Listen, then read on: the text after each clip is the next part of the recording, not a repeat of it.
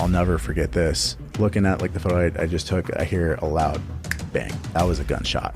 And then like I look up and I just see panic. And then I just like look to my left, Charlie's down. This felt personal.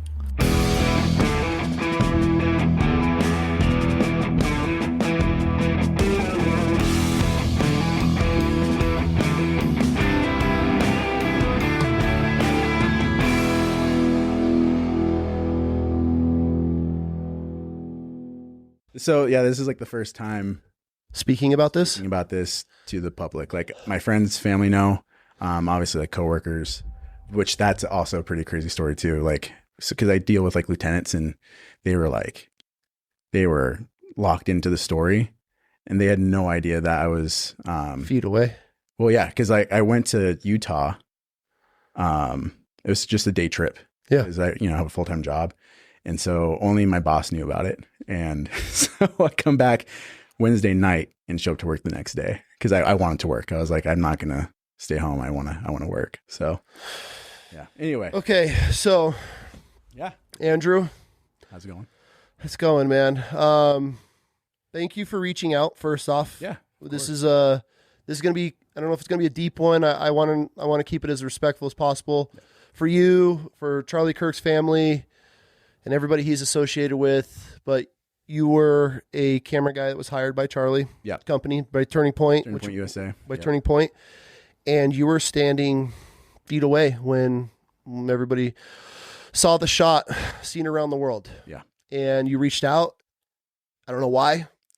It was like a no-brainer for me. I don't know why, because like I told you early off camera, like ABC reached out to me that day and it just seemed a little off. And I also wanted to process it, and like today's been a week since it's happened. Yeah. And so I'm sure you have a lot to process still. Oh, yeah. It's okay.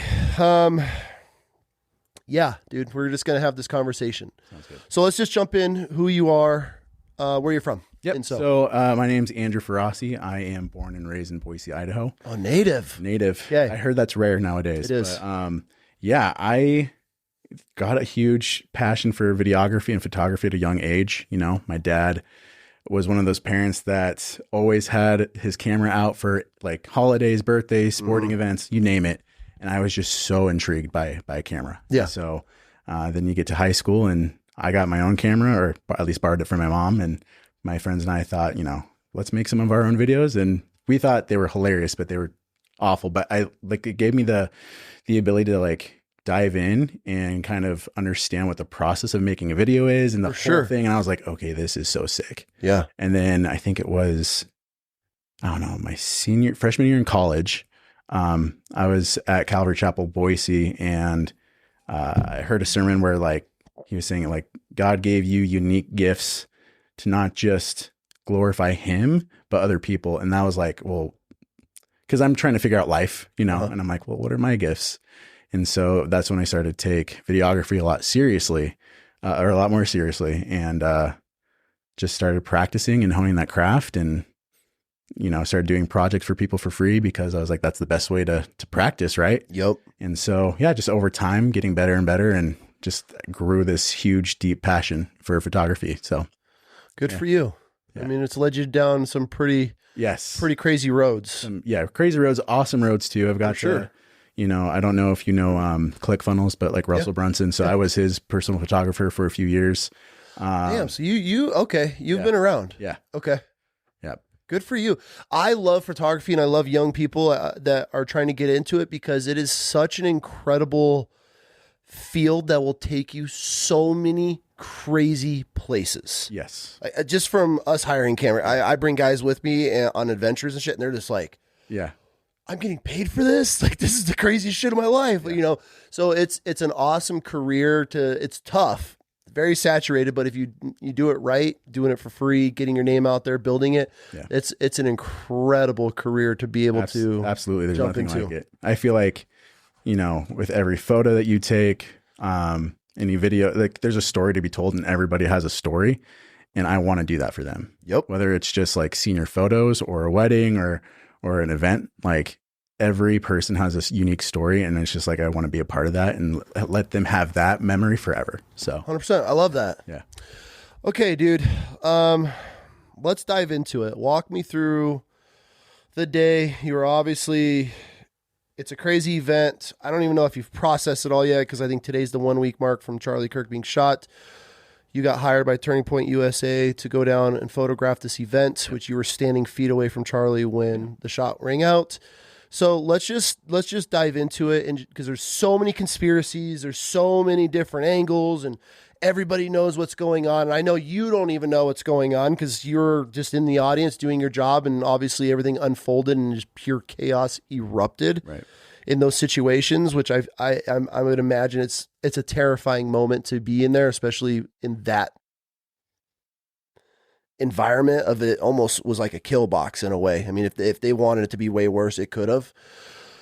So walk me just through that day. I mean, let's start in the very beginning. How did Turning Point reach out, and just so the audience knows and people kind of have or clear, they can clarify and who you are, where you've been, why were you down there? Yeah, well, I claim to not be very political. Yep.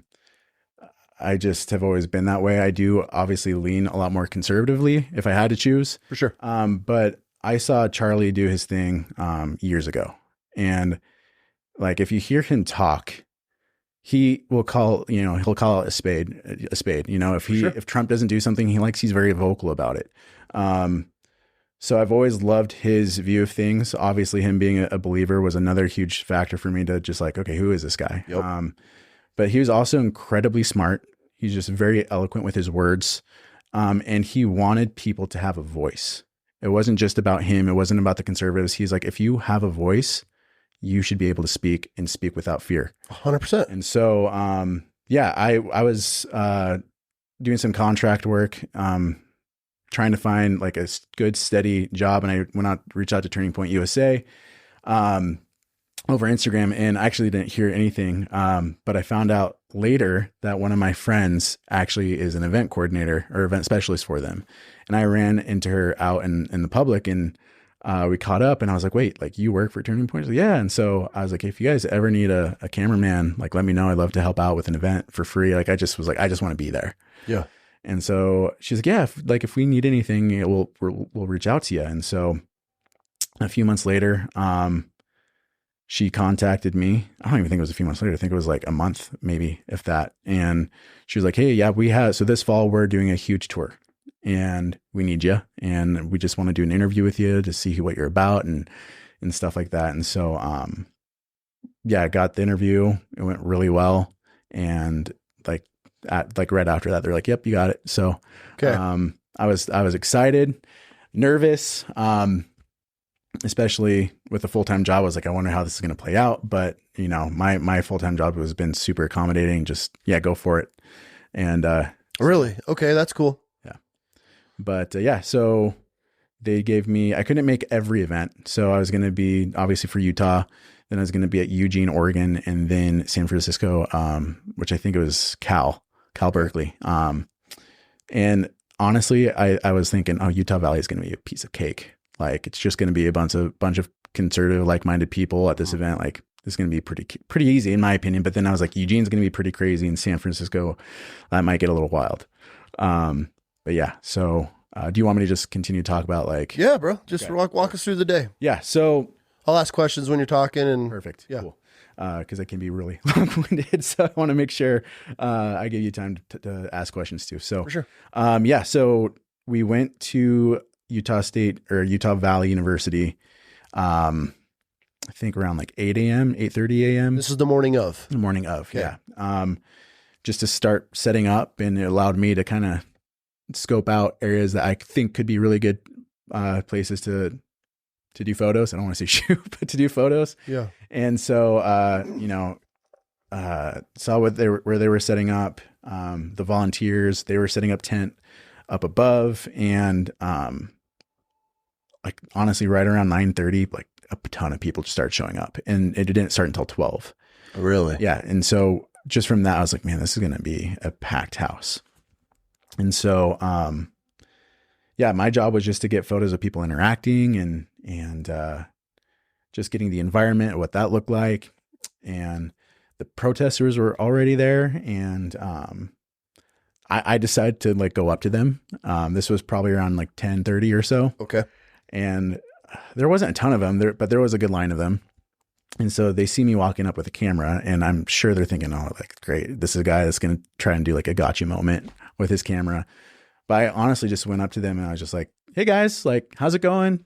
You guys need anything? Like, you know, because it's going to be a hot day. So I hope you guys have water. I'm hoping you guys just brought stuff to be ready for the day. And they just kind of gave me this look like, why are you being nice to me?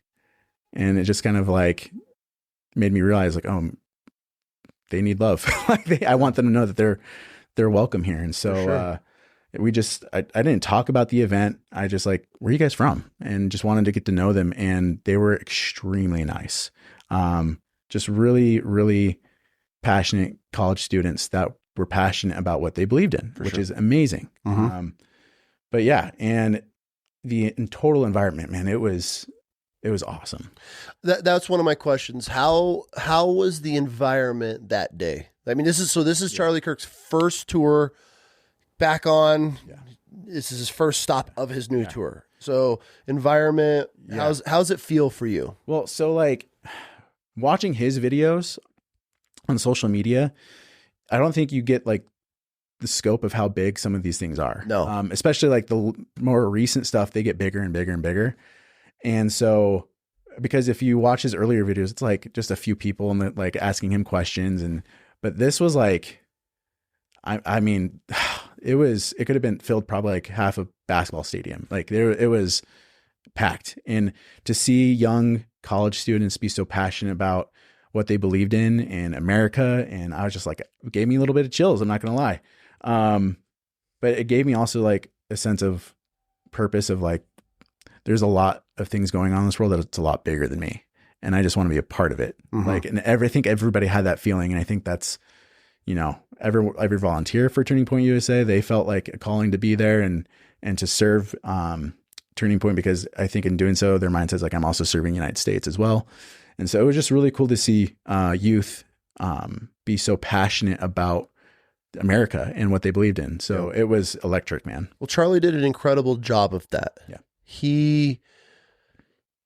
He was the biggest advocate for Trump for this next generation. And I give him the majority of the credit for Trump even winning the election because of the millions of young Americans.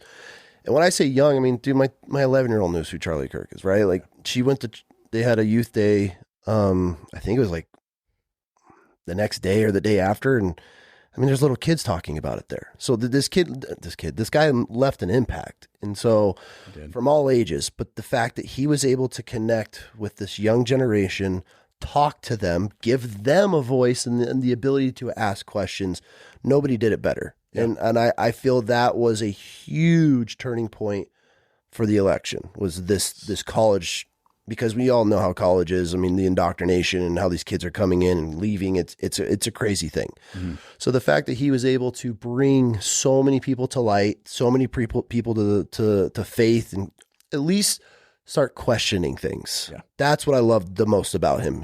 He would hit you with certain things and you're like, it would make you think.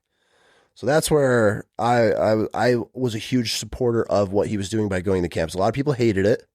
Oh, he's just trying to pick on the youth and whatever excuses they would use. But it's like, if we can't have these open dialogues of conversation, the most basic form of human interaction, we can't have these conversations, then we have nothing. And if I can touch on that too, because a lot of people would like, oh yeah, why doesn't he debate, someone his own age? Just so you know, there was a lot of adults there too at these events. But also, why not educate the youth? Why not challenge? The future. Exactly. And that's what college is for. That's what college was meant for. It wasn't trying to indoctrinate anything. It was just to make you think and learn how to think. Not think a certain way, but just learn how to think, right? That's it. That's the key statement in that, is to learn how to think instead of just being fed, remembering and then regurgitating it. It's like, okay, well, if you're coming at me because you believe in this, what about X, Y, and Z? Yeah. And then there were so many things that I, not strong beliefs on, but I would hear him talk about, I'd be like, oh shit. Okay. Yeah. I see this angle now. So 100%, I'm with you on that. Yeah. And so, and again, like he gave, you know, it was an open mic for the most part. They would have people line up and they would be like, hey, what are you going to like ask about? Because they obviously don't want the same question over and over again. Right. So, but for the most part, it's open dialogue, and he gives you the opportunity to really, like, I think the tour was called the American Comeback Tour, but it was like, it proved me wrong. And so you, like, as the questioner, had to try to prove Charlie wrong and to change his mind, which I thought that was interesting. But yeah, as far as like the environment goes, it was amazing. Like, it was absolutely fantastic. Like, Turning Point USA did such a good job with, setting up, and then the volunteers were absolutely amazing, and they were so nice. Like, it was cool. It was a great environment to be a part of. So your job on the ground was getting interaction with Charlie or the audience? Both? Yeah. So, so my job, at least for me, like, I've done events many, many, many times. And so I want to get the atmosphere. I want to get like, even like a picture of a pride flag on a bike, like that kind of stuff. Just candid shots. Just candid stuff.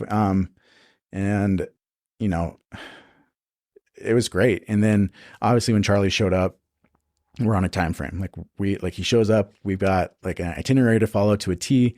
And so he'll take photos with the present chapter, or the chapter president the chapter president of the Turning Point chapter at that university. And then he'll do a group photo, and then it's off to doing something which he loves to do. And I could easily see why he loved it, but it's before every, I guess you can call it debate, because that's what it is. But before he started, he would grab hats, like MAGA hats, and just throw them to the crowd. And he got good at it. Like, he has a cannon. He was accurate too. Yeah. I watched him throw hats, and like he would point at somebody and it was perfect. Yeah. And he was like, and he had, you could see like that brought him so much joy. There's always a smile on his face. Always. And so capturing those photos were so cool. But like, just the way that he engaged with the crowd, and like, you could tell that as he's doing so, he's soaking it in too. Like, you can tell that he's like being reminded of like why he's doing what he's doing. And so, yeah, that was really cool. Like, there was times where I was, in that regards, I was like 2 feet, 3 feet away from him. Okay. So if I'm Charlie Kirk on the day of, yes, where were you positioned? So I'm at here's his mic and he's speaking to the audience. Where are you? So, I mean, I try to get all the angles. So you're roaming? Yeah. Okay. So there's a certain part where they have cameras set up that they're like, hey, like, because I was like, I don't want to be in your shot. So where can I be? And they're like, yeah, just be around here or over there. And so like, if you're speaking towards the crowd this way, I was like right here. Like, so you're right off his left. Off his left. Okay. Yeah.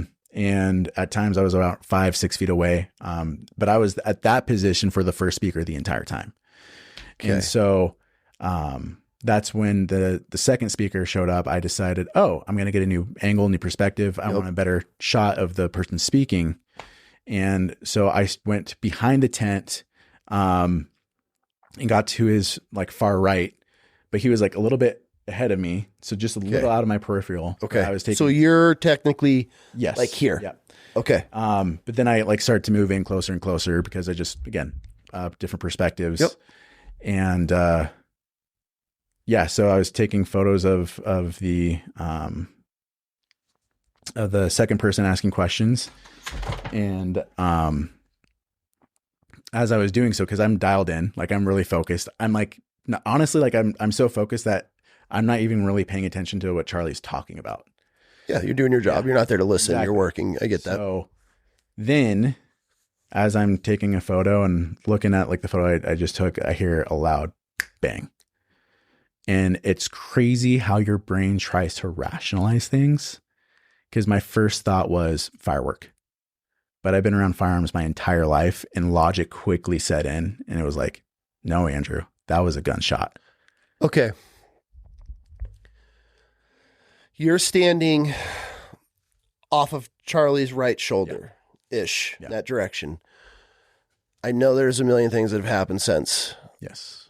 I have my conspiracy. Everybody has their shit. When you heard the crack, Did you immediately look in a direction? Yes. What direction was it? So where were you facing at this point? So I'm drawing this picture. I'm facing the same way Charlie's facing. Okay, so you're facing technically the shooter. Yeah, exactly. Right? Exactly. Okay, so you're facing the shooter. You hear a crack, the shot. Where did you look? My right. But here's the reason why. Which would have been the stairwell. It would have been, but that was covered. Like security, like that's a thing. Like I was also with security when they were checking the rounds. Okay. Like beforehand, that whole side was covered. But because I saw, unfortunately, I didn't want to, but I mean, I talked to the witnesses there, and they had plenty of videos that aren't on, like that were closer. And after I saw the video, I was like, that's not from the right. It's 100% from the front. But where I was standing, I was underneath a covering. Okay. So the sound coming off the wall hit my right ear. Okay. That's how gunshots work. Okay. So it reverberated off, and I immediately went to my right, because that's just what it sounded like to me. Okay. But after watching a lot of the different videos, it's pretty plain to see that it was from the front. Okay. So, yeah. Okay. So the shot goes off. What are you processing at this point? Are you watching Charlie go? Do you know that he's hit? You said you're looking kind of at your camera. So I'm at the camera. I hear the shot, process that it was a gunshot. Okay. And then I look up and I just see panic, people dunking. And then I just look to my left, Charlie's down. And his security, I didn't see Charlie's body. I saw his security team pick him up and just book it. That quick. That quick. That was a huge guest question. I probably had 15 of them. How quick did they get him off the X? Oh man, a few seconds. They were immediate. They were on it. Okay. And then it was, after that, I was processing and it's crazy how I thought this, but I was like, I'm in the line of fire because I was right there. For sure. I don't know where this guy's at. I don't know how many there are. So my immediate reaction was there was cars behind me. So I stopped and looked, and I saw a bunch of people. I started panicking inside, but then once I saw other people panic and start crying, I knew, I was like, I can't do that. There has to be somebody that's calm, collected. And so I was telling people to come with me really quick, get behind cover. And I still had my camera in hand. But yeah, we were all down, because we didn't know if the shooter was still active, if he was mowing other people down. And that was probably the most terrifying part of the whole thing, is we waiting. don't know for sure. But fortunately there was also police officers ahead of us. And first of all, thank you, first responders, because you guys are amazing. Because I could even see the look of fear and panic on cops. They don't know what's going on. And so, but again, they don't care. They answer the call, Mm-hmm. And so, there was some security there. Okay, at least we have, guys that are armed on our side. Right. And then I don't know, man, so this was also kind of a crazy part. So they immediately arrested a guy, and I had my camera. 80-year-old man, bald. And I had my camera, and I just started taking photos. Okay. This is my next question. After the shot, you process for a second, quick panic mode. Do you go back to photographing? I only took photos of that particular thing for evidence purposes. Okay. I did not do any photos after the fact. Okay. I thought my immediate reaction was, put your camera away, go check on people, make sure people are doing okay. Cause that was my priority at that point. It wasn't, hey, I'm going to try to get photos for XYZ. There are people here that are not okay. Well, there's children there. There's children. There's women walking around with babies on their chests. So I didn't even think about doing photos for that reason. I respect that. I just wanted people to make sure I just wanted to make sure people were okay. Mm-hmm. At that point. But once the cops said, hey, oh man, the cops showed up that's the thing that was so crazy. And this was actually not my first experience with, I got robbed at gunpoint when I was working at US Bank. Okay. And so, maybe that's why I'm able to process everything a little bit better. But even then, the cops, first responders, they were there quickly. And so, yeah, police vehicles left and right were showing up, and the SWAT team showed up. And how quick? Oh man, if you could put a time on, I know fog of war, shit's going crazy. Your mind's processing everything. What would be the time frame that you would think it was? They were 10 there? minutes.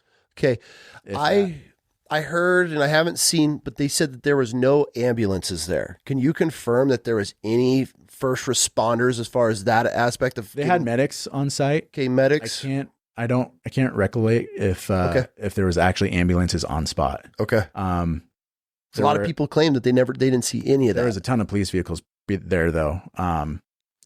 But yeah, from my recollection, I don't remember because I remember walking past tents where there were medics on staff and there. So, but I don't remember seeing, to my recollection, ambulances. So that wasn't even like on my mind. No, for sure. Yeah. I heard it was a bit like I heard all these people talking about it. I'm like, God, they wouldn't have any ambulances. So I wanted, obviously, having boots on the ground. That was a question that people were asking me as well. Like, hey, find out if that was it. So Charlie goes down. Within seconds, he's off the X. They got him out of there. Then this old man stands up, which is crazy because like he was saying, shoot me. I did it. Like I want to die. Like, and those weren't words that I heard. It was everybody around him that told me that, because I talked to other witnesses, because obviously I have pictures of the event. So therefore I'm like, I've got evidence, potential evidence, right? That's how I viewed my photos after that. And so, I went up to a police officer, and I was like, hey, like I was a photographer here. Where do I go? Because I have potential evidence, because that's all I could think about. I was like, I want to help. Yeah. And so he said, yeah, we're having people that saw stuff in this general area. And so I went over to make sure they were okay. And they were saying, yeah, that's the old guy that got arrested. And I was like looking through the photos. I was like, there's no way that was him. There's just like, that was my first reaction. Even like when I was taking the photos, I was like, I don't know I highly doubt this guy did it. Really? Yeah. Immediately. It's so strange to me, because this is where we get in the rabbit holes, which I'm trying not to in this conversation, because I have my I've kept quiet for a week, gathering, watching, not trying to jump to anything, because we all know how the internet works. We know how the knee-jerk reaction. And I hate the fact that all these people are like posting their own videos with like Charlie's voiceover, trying to like get clout from it. Drives me, it's disgusting to me. So I'm just watching. And one of the biggest things immediately that stood out to me was this old man, and the fact that he stood up and did this. For what? Why in somebody's mind, when someone is just murdered, do you stand up? The only thing that my mind can think of is that that's a distraction. Who in their right mind stands up and tries to take the fall and make this huge scene? I did it. Shoot me. I mean, there's videos of him cuffed as they're dragging him under the tunnel where they took Charlie out, and he's yelling this. So make that make sense. It doesn't make sense, but according to everybody that was around him, he was saying weird stuff the entire day. Like he was just kind of like the old senile guy, right? Like, and looking through my photos, I did actually get a photo of him in the crowd. He's just eating a hot dog, just chilling. Like, but like also, I know you've been around firearms for a very long time. You can tell a 9mm versus a rifle, like for as far as the sound it makes. For sure. And I knew that wasn't a 9mm. And so that means he had to have a bigger gun, and there was nothing on him. Yeah. Like he wouldn't have time to put that away. Like there was nothing. The second I heard, and the second this all unfolded, right. From obviously you're on the ground. I'm just watching this unfold. I don't even think it was aired on the news yet. And I told her it was suppressed and it came from the right side. I personally, to this day, don't think that he was shot in the front. And the reason I think that is because I have shot a lot of animals. I've spent a whole lifetime, 41 years of just putting things in the dirt. I use huge bullets. I use little bullets on whatever I'm using. My opinion on this, if you're going to take a round here, wasn't straight on, this jugular is what ripped out of him. Unless you can confirm otherwise, I personally feel there would have been a minimum baseball size hole on the back of his neck, especially if they're claiming a 30-06 from 200 yards. Yeah. That centrifugal force is going to take everything out the back. I've shot all kinds of things. Yeah. Head, neck shots, shoulder shots, everything. I told her before there was even any of this, I'm talking within minutes, suppressed rifle. I thought initially it came from the back just by the centrifugal force and watching. I've watched a lot of footage. I've watched a lot of people die in videos and gunshots. I'm one of those people. I analyze, I watch I'll slow-mo it just to see how bodies react. And I'll show her all the time. Lights out. That dude's immediate. I can tell the second someone's lights are out in them. There was no doubt in my mind that Charlie was dead that day. Immediately. I will die on this hill that round came in here. And that was shrapnel. Shrapnel that came out here. And shrapnel that came out his shirt. Because when that centrifugal force hits you, it locked him in that push. You got to think of how fast even a 5.56 round's moving. Yeah. It's like getting hit with a cinder block. And that locked him. And then when he fell that way, I told her, he got shot from, I thought initially before I watched in slow mode and frame by framed it, I thought he got shot here. That's where I was. So I'm just saying. And I'm not, this is just, obviously I'm not there. And so this is where it's so crazy to me because you have a 30-06, which we haven't found any rounds. They didn't do the autopsy on him. Like nobody's seen anything of that yet. There's been no round found. The whole entire thing is built. They're doing the construction on the site of where Charlie was killed. It's already under construction within days. Huge red flags to me. If somebody of this stature of a political figure is murdered in front of thousands of people, like I feel like that whole stadium would be shut down for at least a week or two doing this investigation, finding everything. Just a lot of weird shit to this. And this is where I want to have this conversation with you because it's like, I want answers, right? And I know a lot of people do, and I know you don't have them because this is just your point of view. So a lot of questions that people asked. Do you think there was more than one shot? No. Okay. No. So they put us in a holding room, and that was one of the things that I kept thinking about. One shot. What do you mean a holding room? So like they had us like, not necessarily. So like, once SWAT was clearing the building, they had us basically in the dean's office. At least that's what it looked like to me. Okay. But they had myself and other cameramen and just other people that saw things in this room. And they wanted to wait until the whole university was cleared by SWAT before asking questions. And so as I'm sitting there going through my photos, I just kept thinking like, there's a few things I was thinking about, but one of them was just one shot. Okay. It was just one shot. Because if you look back on the assassination attempt with Trump, there was like 2 or 3. Yes. And that made me think, okay, this person has at least some experience with a rifle, which I've heard that that the person that they did apprehend did go hunting quite often. So I don't know. Like, I don't know as far as like, I find it hard. That's one for me where I can't get down that one because unless they were robotic, like remote controlled, the fact that you're going to, with human error and delay, unless these dudes are the most trained assassins on the planet to break a trigger at the exact same time, that to me, I'm like, okay, we're stretching there. Yeah. So okay, how familiar? I mean, are you an avid shooter? Do you shoot guns? I mean, did you grow up in this world? Yeah. I mean, I did firearms I did photos for a firearms store, Midstar Firearms in Middleton. Okay. So, okay. Like, I did photos for them quite often. So you've been around a lot of firearms. Yes. Yeah. Knowing suppressed versus unsuppressed. Mm-hmm. Obviously, video distorts a lot with sound and all that stuff. To me, immediately I went suppressed. Really? How loud was it in there? It was loud. Okay. I didn't think it was suppressed. Okay. Because I've like shot guns that are suppressed, and specifically bolt action rifles. Yeah.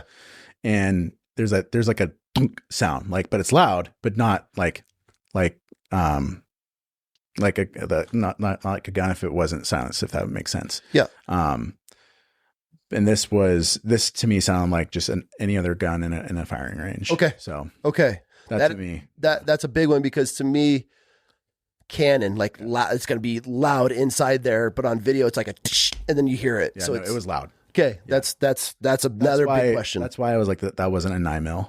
Like I knew it was a bigger firearm. For sure. So once they have you in, okay, the shot goes off, everybody hits the ground. You're getting everybody off the scene. I mean, there's probably coming out of that tunnel. I've seen videos of them running out of that. There was a tunnel right behind them. Is that where you were? Yeah. Because there were some cars parked there, like SUVs. Okay, so you're right there. Right behind the booth. The booth would have been almost right in this angle. It was, right out and to your left. If you would have walked out of the tunnel, it's kind of right here. Correct? Okay. So you're right in this tunnel. People are flooding out. That's where the guy was arrested, apprehended, the old senile man. Oh, they brought him out. Okay. Through that tunnel. Okay. Yeah.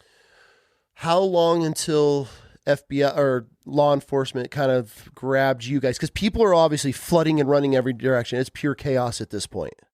Oh man. Like how quickly did they arrive? Well, no, how quick did they get you guys and they start getting on the scene? It was quick. Like they obviously like, I don't know the protocol in which they do things, especially this type of situation, but it seemed very fast in my mind. Okay. And like, again, credit to the first responders because they handled the whole situation so well, in my opinion, from where I could see, especially not knowing if it was one shooter, two shooter, like they don't know. They don't know if this was, just, they don't know what type of gun it is. Like they don't know. They don't know where he's at. So the fact that they were still like, we're here to serve and protect. For sure. Like that was amazing. And nobody likes the cops until they got to do their job. Then everybody's like, oh, look, they're doing great. Yeah. But no, they were absolutely amazing. And SWAT showed up and it looked like just a mini militia, which was really cool to see from my perspective. But they were ready to go and it was quick. Like, but yeah, people were in the hallways. There was one guy in particular, I'll never forget this. But this big dude just tatted up, looked really intimidating. Like I walked up to him because he had his phone and he's like, I got it on video. And I was like, hey. I'm like, calm down. And I look at him and we make eye contact. I'm like, are you okay? And he just breaks down. He goes, no, I'm not okay. And so I just gave him a hug because what else can you do? Sure. Are you okay? Yeah. I mean, it's going to be one of those things where, I've, my work provides a trauma therapist for first responders. And so I immediately talked to him my first day and I'm not kidding you, man. Like I told some lieutenants and this trauma therapist and they turned pale when I told them that I was there, like, and especially how close I was.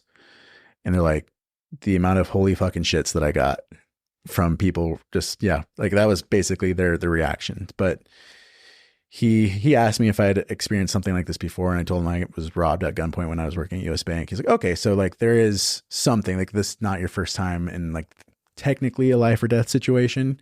Mm-hmm. But I really do believe that like I'm able to be so composed because I believe personally that God wants me to tell this story. Which we definitely will talk later on this podcast, but like being able to, cause my friends, they're like, dude, we were freaking out at home. Like, how are you doing? How are you so calm? How are you okay? Yeah. And I'm like, I think because I know people have been praying, I think God's really been protecting my heart and all of this and keeping me sustained so that I can have a voice and can talk about this without, I guess, hesitation. Yeah, it's honestly, when my wife watched the video, the first shot, she's like, oh, and immediately she's like, what the fuck did I just watch? Yeah. And what her and I have talked about is I feel how our country feels right now of watching this man executed that we all know, love or hate. We all know him. We've watched him grow up into this political figure that he is. I feel where we are as a country right now and what everybody's feeling is what our law enforcement are dealing with day in and day out. Yeah. You just got a glimpse of what combat veterans have dealing with, what cops are dealing with our first responders and firefighters. And that's the trauma. We're feeling trauma right now. This country has a blanket of trauma on it, of PTSD, whatever you want to call it. We just watched the most documented execution of our lifetime and everybody's just like back to normal because we scroll and we're watching these Ukrainians and Russians blow each other up and throw grenades at each other and droning people. We've been so numb and just killed on the inside with just this, our social media and what these feeds are. And we just watch this happen in front of this man, and his wife and children are standing feet away, and nobody knows how to process this. Yeah. And I mean, the fact that it's just on every feed. You can't open anything without seeing this dude take a round to the throat. Yeah. And it's horrible. And so it's very interesting, man. I that's why I want to ask if you're good, because I know you're able to talk about it, and I'm glad that you're talking to somebody and obviously being able to talk on this show, because that's a lot. It's a heavy load, and there's thousands of people there that day that are sitting home right now, and they don't know how to process this. Right. And so it's scary just thinking about the children that were there, the families, the people that are just there just to support, and they believe that there's something great coming on, and they want to hear him talk about Christ and gun rights and whatever his topics were going to be asked that day. They just want to hear an open dialogue. Yeah. That was it. Yeah. Did you pick up on any red flags that day? Was there anything that stood out to you that you were like, yeah. Really? I had one thought. I don't want to admit this, but when I was walking, cause like UVU, where we're at, I mean, we're just basically like a fish in a fishbowl. Like it was a perfect, everyone was elevated, and behind, so like above where Charlie Kirk was speaking was like this walkway, is like a bridge essentially, because there was a tunnel underneath. But I'm up there taking photos, and I had a thought, and the thought was the roofs. Like no one's covering them. So you saw nobody on the roofs. We had people on roofs like that we thought like people could get to, but like even like further out, I was like, it was just a thought. And you mean people as in just the security? Oh, yeah, okay. Yeah. Okay. So security, they were on like around. They weren't just like all around Charlie. They were spread out. So you did see security on certain rooftops, yes, yeah, looking down into the bowl. Yeah. Okay. Like with where other people were. But because like in my mind, like this is just someone coming to a college campus. He's not running for Congress. He's not running for an elected position. He's literally just trying to have discourse with people and make them feel comfortable having discourse.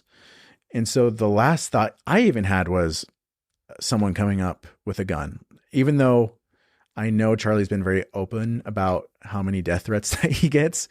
That was never really was an issue. I never really thought of that. Even coming to these events, I thought, okay, the worst that we'll probably get is people trying to like tear posters down.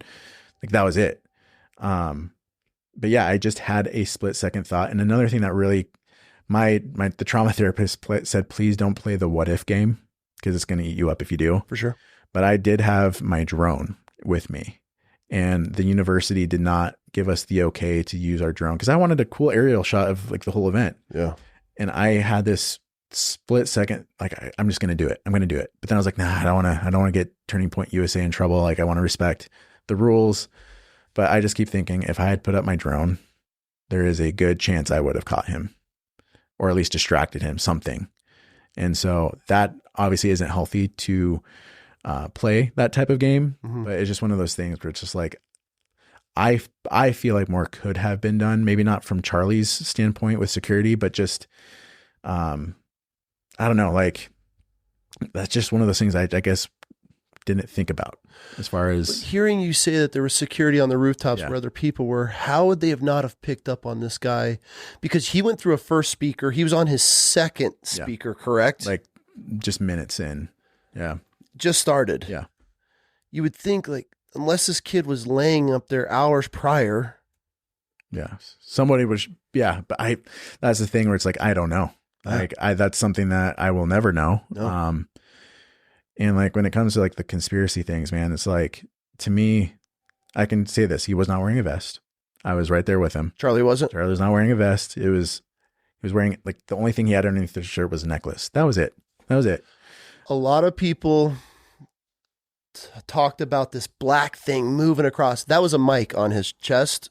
Can you confirm what that was? I didn't even see a mic on him. All I saw was just the necklace. Like there, because I did the photos. I edited the photos. You know, put a color on them, and like I went through each photo very like vigorously. Like he's just he was just wearing a shirt. That was it. Because in the video you can see like a black square here. Which I would say. Oh yeah, so that was for the. Sorry, that was for like the live stream and stuff like that. So okay, yeah, okay. So he did that because the people were like, "Oh, the black thing moves across." And that's where I can't get into those. Like, yeah, he was wearing a Rode mic. Yeah, and that's what and I figured when that force came through his body, threw it off. Yeah, just the centrifugal force just popped. It's just a magnet holding that on there. Exactly. It is. It's such a crazy thing to try to unfold. So, red flags. Thought you might. I mean, obviously that. Yeah, but nothing else. I didn't have any other concerns. Everything was going status quo. Like everything, and this was my first event with them, so it's not like I have a experience prior to that from other events that they've done. But everything was going well. Like everything looked good. Security team was amazing. Like my heart goes out to them. Yeah. They're a bunch of just amazing guys. Yeah, and you never want to have a client go down. It's very unfortunate. So you can confirm. So this was one of my thoughts at first was me, obviously, immediate. The second I saw everything go down, I was like, I told her, that's an exit wound. But what I was trying to make it make sense was I'm like, maybe he had, those thin ballistic shirts and maybe it hit and deflected. So you're just saying you can confirm that he just had a normal shirt on. Yeah. Okay. That's it. So I watched some guys, these snipers and military dudes, and they're all, he's got a vest on it, the round hit and deflect. I couldn't bite on that one. I was like, man, it just looks like a normal. Because maybe if it was a button up and you could tell he was a little bit thicker, like the presidents wear, they wear those thinner ballistic shirt. Yeah. Everything's ballistic. I was like, okay, maybe we can stretch that one, but just a necklace under his shirt. Because like people were giving him hugs, like when they were doing photos with him prior, like it's a white shirt. It's pretty easy to see through, and so like it was just necklace. So after the shot rings out, they got you. How long was it until they were investigating or asking you guys questions? Oh man, being in that room felt like a long time. Who did they have in there with you? Just other some of the security teams, other Turning Point members, camera crew, other eyewitnesses, basically because they were gathering up the witnesses, and so they wanted to keep us safe. Mm-hmm. And so they kept us in this, it was an area of the building where there was like a lot of like multiple rooms within this area. Like, but yeah, while just the SWAT team was clearing out. So, but it felt like a long time, but I couldn't actually give you an exact estimate. Maybe 30, 45 minutes. What were some of the questions that they were asking you after everything went down? So, basically like, they had talked to other people. They never talked to me specifically at that time. Okay. They just said, if you saw anything that we don't already know, like come up to us. All I said, like, I have pictures. Like, cool. We'll definitely contact you. But you didn't see anything that like, I'm like, nah, this is where I was. Like, okay. So, but then like detectives later that day called me like, hey, like before you leave, can you come down to the station and can we like download the photos? And I was like, yep, that's absolutely 100% okay with me. So, and that those guys were phenomenal. Like those, they were saying very similar things like you, like they said under the Trump administration, they've been being, as far as like how they've been treated out in the public, way better than when Biden was in presidency. Really? Yeah. But yeah, they've seen some stuff. And, in fact, one of the cops was like, I hate guns because I had to, unfortunately, kill someone like 5 feet in front of me. And that haunts me to this day. I'm like, that should, that should haunt you. That's awful. Mm-hmm. He's like, we have to have them, but at home, he's like, yeah. So like, it's just hearing other cops' perspectives on things has been really interesting. But Where was his wife and kids when this all went down? So I didn't see him there.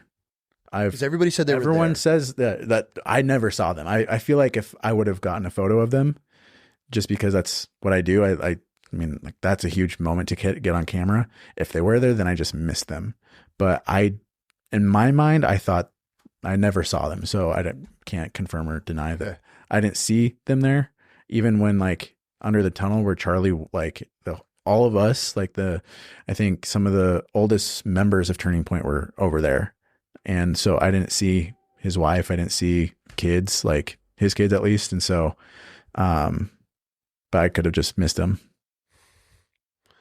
What a crazy, absolutely horrific thing. This is, There's go ahead. I was just going to say, as awful as this is, there's been a lot of good that's come from it too already. Give me examples. So one of the things that I keep, and this is honestly the biggest thing that I keep thinking about, was probably 5 minutes before the incident happened. Charlie was talking to the first person asking questions, and they were talking about theology and just between the difference between the LDS church and Protestants. And Charlie was like, listen, we're not going to agree, and that's okay. I still love you, but this is what I believe. And he said, Jesus Christ died on the cross for our sins because he loves us. 3 days later, he rose up from the grave to defeat death, to defeat sin. Mm-hmm. And he said, and at the end of the day, Jesus Christ is king. And I don't know off the top of my head, historically speaking, I don't know how many people on this earth can say that they were able to proclaim the gospel minutes before leaving this earth. For sure. But Charlie did. Mm-hmm. And in my mind, I was like, yeah, he just preached that to thousands of people, but because of social media, that reach was probably hundreds of thousands of people. Millions. Exactly. Millions. And, I get chills thinking about that. And one of the last photos that I took of Charlie, that I've only shown a handful of people, I actually sent a letter to his wife with this photo. But he has this huge grin on his face. Just like not just a smile, he's loving what he's doing.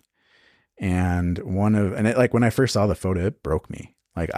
Not out of like sadness, but just like I had this image of him seeing Jesus for the first time with that same smile, with that same joy, and Jesus coming up to him saying, hey, my child, like you are home, and well done, my good and faithful servant, because you finished the race and you finished it strong.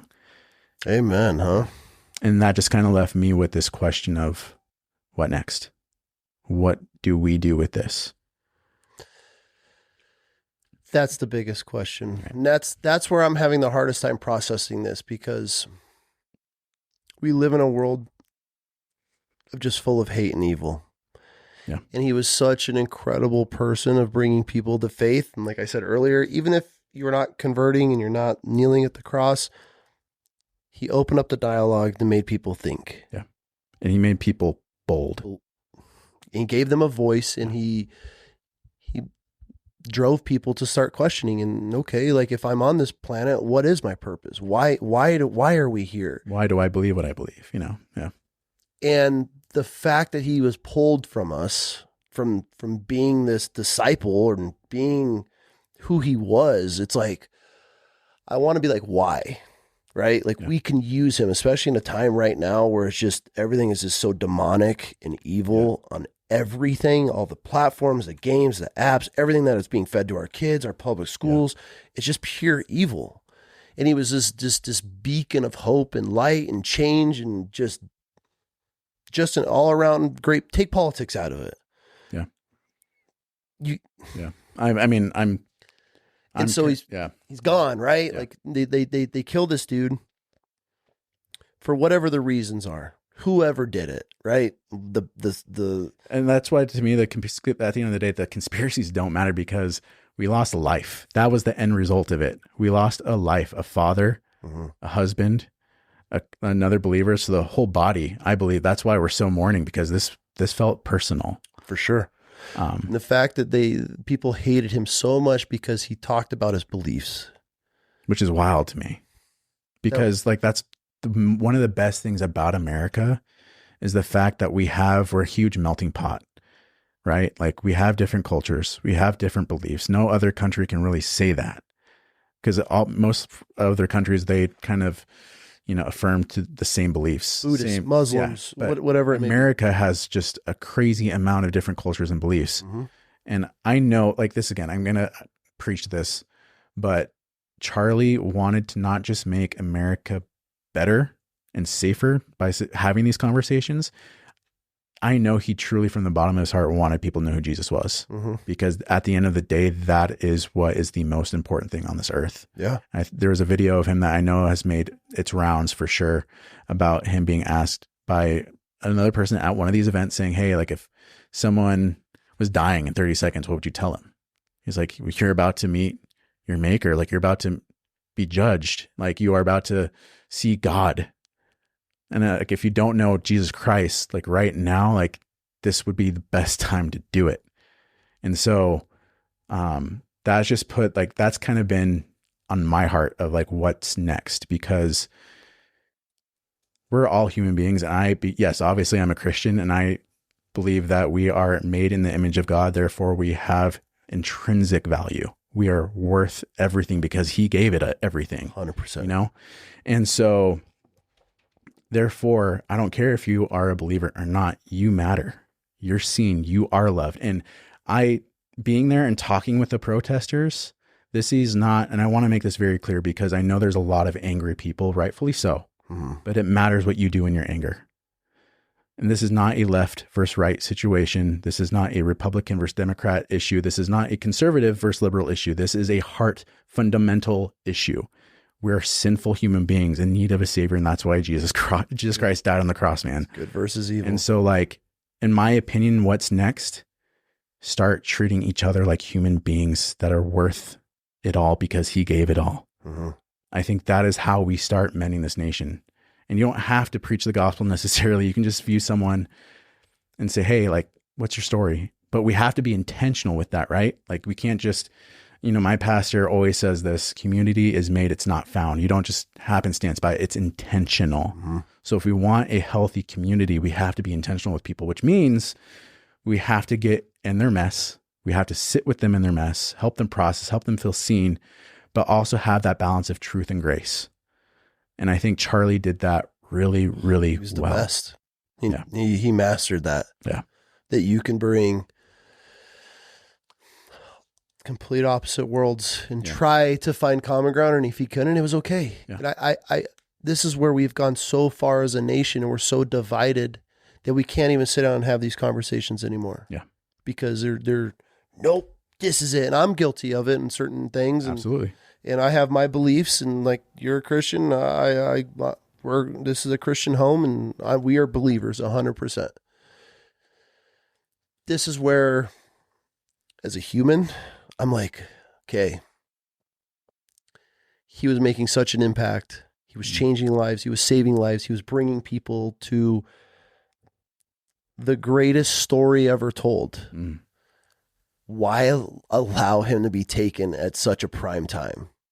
This is where, as a human being, right? The whys. And it's just like, if God had this, and this is where I'm being be honest. I love it. This is real. Yeah.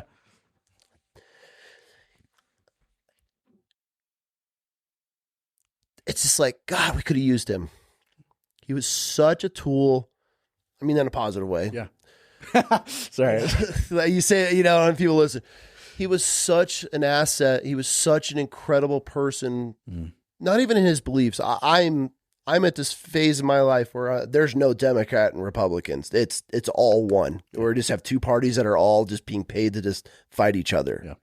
He found this middle ground. And so that's where I can get behind him on everything. It wasn't, granted, his beliefs, just like us. And I tell people all the time, if I have to vote, I'm going to vote more right, just because that's where my political beliefs have to go, and my spiritual beliefs, my religious beliefs, like everything leans toward that. I don't believe in a lot that the left has, but I'm not saying the right is right. Right. Correct. Yeah. But where he was at with it was just spreading the word. And that's where it kills me. It's like he was saving. And you see these churches and they're talking about the next day. I mean, all these people, hundreds of people walking up and giving their lives to Christ. People that haven't been to church in years or ever are saying, reaching out, are going, hey, like, I'm going to give this church thing a try. And not just church, but Christ. Like Christ is knocking, like anybody watching this, Christ is gently knocking at the heart of the door of your heart. Mm-hmm. And he just wants that relationship with you. Mm-hmm. And because I know, because life is hard. Like this last year for me has been one of the hardest years of my life. Like my birthday was September 9th, like the day before all this happened. Right. And so we're all going through really hard stuff. Yeah. And I want people to be curious about other people, like ask them how they're doing, not just like, hey, how's it going? Like truly compliment somebody on something. You have no idea what that will do. Just, I don't know, like just being kind, like a good human being. Like you don't have to be a believer to do that, no. But just recognize that we're each humans, like each and every single one of us. And we all have a lot of stuff that we're going through. Mm-hmm. Life is not easy. But I know that we're not only supposed to have a relationship with Christ. He made community for a reason, and we're supposed to do it together. So how do we do that on a gigantic scale like America? Right. But yeah, just after my interactions with the protesters, I was like, man, those are awesome human beings, man. Like they're just humans. They're fed a different algorithm. Yeah. But like, if you really think about it, if you really break down how scary it is, they live in a different algorithm. They're fed completely different stuff. I'm not saying what's right or what's wrong. Yeah. They have different beliefs. They're seeing different propaganda from whatever side it is. Yeah. And that's what they truly believe in, but it doesn't mean they're a horrible person. Now, if you're out there and you're burning stuff and you're torching cities and you're vandalizing, you're just doing that for just to be able to get away with. I can't get behind that. But if you want to stand out somewhere and you want to voice your opinion on what you believe in, I fought for this country for that reason. Yeah. Protest. Yeah, absolutely. I'll drive by protest. I fought for that. Yeah. I, as a U.S. veteran, have no problem with anybody protesting anything. It's when it goes to the extreme or torching cars and cities and local businesses and costing your cities hundreds of millions of dollars. That's where I can't get behind that type of stuff. But the fact that you can go out and you're sitting here like, yeah, I walked out and Charlie Kirk had a bunch of protesters and I went and talked to them and they're great people. Yeah, Charlie Kirk was fighting for this, for like the ability for us to talk. Like think about all the podcasts that are out there right now. Like he fought for you guys. Yeah. Like he wanted everybody to know that they have the ability. Even Bernie Sanders, which I don't really agree with anything that he says, but he came out and he was like one of the few political people that didn't make it political. He even said that like, I don't agree with anything that Charlie Kirk says. However, we have a fundamental belief that the First Amendment should not be infringed.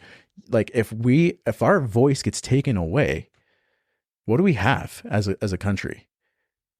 Nothing. And so the fact that Bernie was like, he was on board with what Charlie was doing as far as fighting for everyone's ability and freedom to have free speech says a lot. Like, and he got shot for it. That's hardest part. What's crazy to me. That's the hardest part for me to process is that this man was killed for just opening up dialogue and speaking on his beliefs. Yeah. That we're here as a country, that we've been so divided, we've been so just overwhelmed with the hate and the evil and the propaganda and everything that our news and our media and everything that it's being fed. Yeah. Everything that is fed all day, every day. And these people, it consumes their life and it turns them to the point where you hate somebody so much for him just trying to bring people to Christ. Yeah. Trying to get you to learn how to think, that we're killing people over that now. Yeah. This is where it terrifies me for my children's future, because if we're here now, we're not getting any better. I don't see this country turning around anytime soon. As long as the mainstream media is controlled by who it's controlled by, and they're able to operate the way that they are with just putting out just pure, just vile hate on everything and everything that's not on their agenda, we're always going to be divided when it comes down to our police, our military, where we spend our money, our tax, everything. I mean, we're fighting over everything. And we're in the streets protesting and beating people up now. I mean, you got people that are trying to tear down memorial services and these, what are these candlelight services, and they're going in there destroying shit. Yeah. Like we have that much hate in us.